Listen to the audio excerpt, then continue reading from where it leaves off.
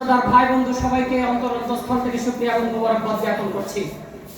সংগ্রামী উপস্থিতি, ইফতার সামনে এবং ইফতারের সময় সমাগত, তার এক মুহূর্তে ইফতারের ফজিলত, রমজানের ফজিলত নিয়ে আলোচনা করা দরকার।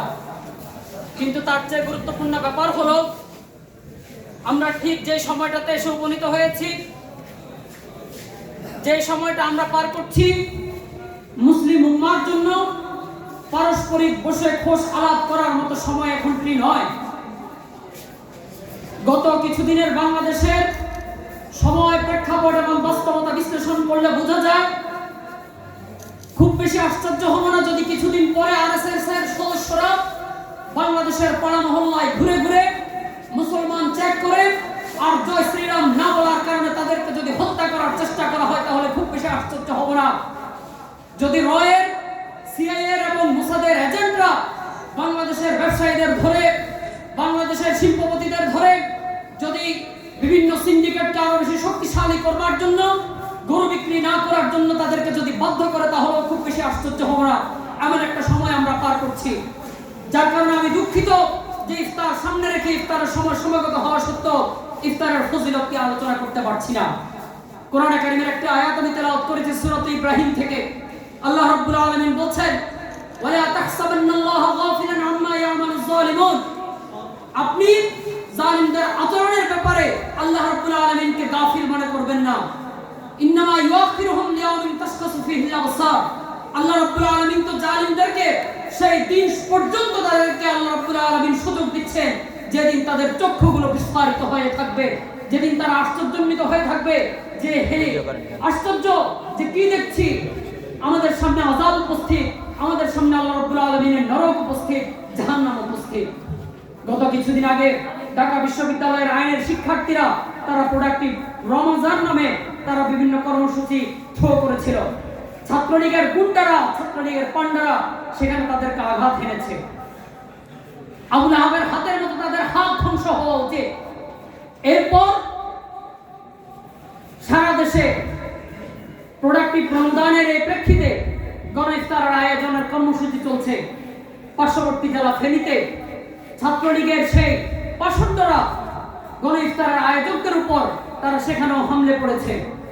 শুধুমাত্র এতটুকুতে ক্ষান্ত নয়, সারা দেশব্যাপী এখন দ্রব্যমূল্যের ক্রমাগত বৃদ্ধি কিংবা সরকারের বিভিন্ন রকমের অনিয়ম, উচ্ছৃঙ্খলা, বিভিন্ন রকমের পরিবেশ, সেগুলোর চেয়ে বড় অপরাধ হলো বর্তমান সরকার নির্বাচনের আগ মুহূর্তে যখন বলেছিল যে তলে তলে আপোষ হয়ে গেছে, ওবায়দুল কাদের আপনাদের এলাকার মানুষ বলেছিল যে তলে তলে আপোষ হয়ে গেছে, তলে তলে তখন আমরা ভেবেছিলাম যে ক্ষমতা আসার জন্য হয়তো না জানি কি ধরনের আপোষ হয়েছে।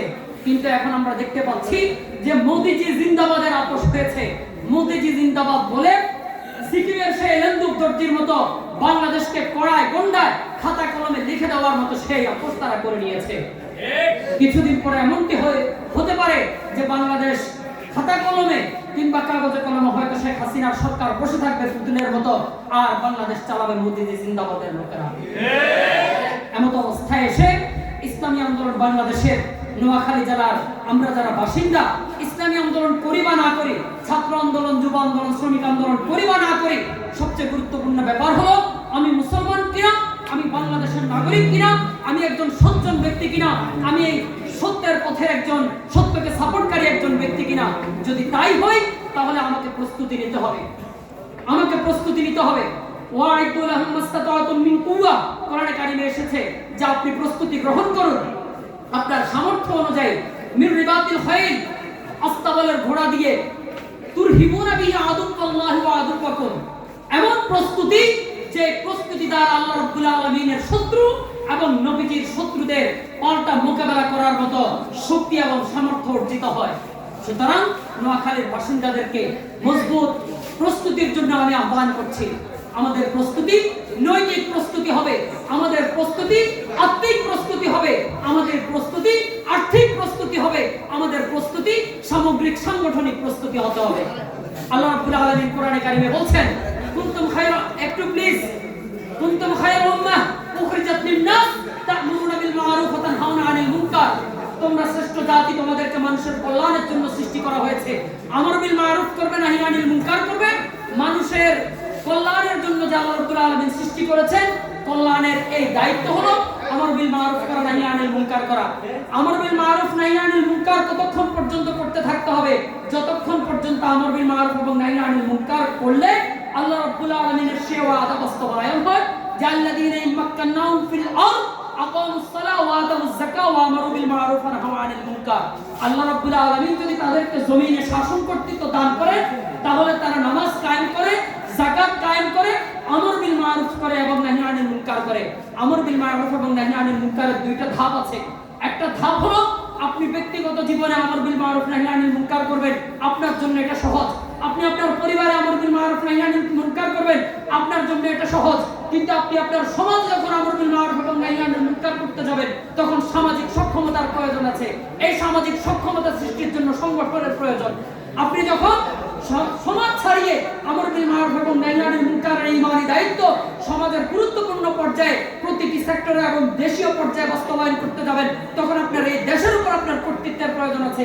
আর এই কর্তৃত্বটাই আল্লাহ রাব্বুল আলামিন তখন দিবেন যখন আপনি সামাজিক পর্যায়ে আমর বিল মারুফ এবং নাহি আনিল মুনকার করার মতো সাংগঠনিক সক্ষমতা সৃষ্টি করতে পারবেন, সাংগঠনিক অবস্থান আপনি সৃষ্টি করতে পারবেন। তাহলে আল্লাহ রাব্বুল আলামিন আল্লাযীনা ইম্মাক্কানাহুম এর সেই ঘোষণা বাস্তবায়িত হবে। সুতরাং সমালোচনা করা, সরকারের ভুল ত্রুটি নিয়ে আলোচনা করা, বর্তমান সংকট নিয়ে আলোচনা করা যেমন আমাদের দায়িত্ব, সামগ্রিক সাংগঠনিক প্রস্তুতি নিয়ে আগামীর কঠিন থেকে কঠিন চ্যালেঞ্জ মোকাবেলা করার জন্য প্রস্তুতি নেওয়া, এটা আমাদের জন্য সবচেয়ে বড় দায়িত্ব। সুতরাং আমরা ঘরোয়া টেবিলে বসে আলাপ আলোচনা যতখানি করব, তার চেয়ে পারস্পরিক সাংগঠনিক প্রস্তুতির জন্য অনেক বেশি মনোনিবেশ করব।